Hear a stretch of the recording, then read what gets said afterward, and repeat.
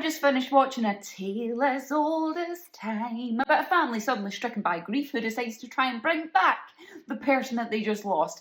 Now, I know you're sad, honey bun, but in this case, Delulu is not the Salulu. Here's a spoiler-free review of Shudder's new film, The Surrender. First though, if you're new here, hi, my name's Kirsty. I make content about film and horror, so if that's your thing, please hit the follow button. I really appreciate it, and it really helps me out. I don't want to spoil any additional plot points, so I'm just going to say that my previous summary covered it pretty well, and we're just going to go straight into the positives. At this point, films covering this subject matter are dime a dozen, but what they often lack, and what I did like here, is moments of levity in the face of tragedy. There's this moment where the mother and daughter who wake up to find that the father has passed away.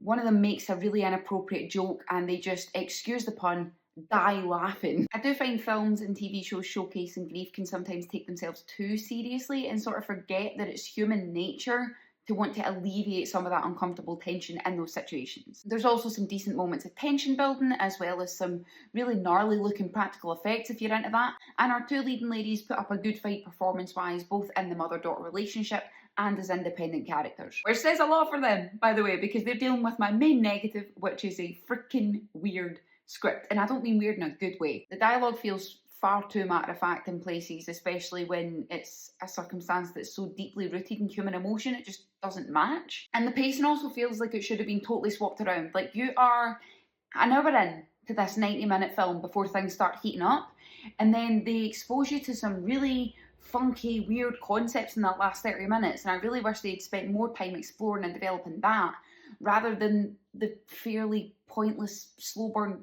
build-up. Had they done that, I feel like they could have given you a much better payoff. But you know what, it's not all bad. There's moments you can appreciate, so it's on Shudder if you fancy it, and if you do watch it, let me know in the comments what you think. Or if you've already seen it, let me know what you think.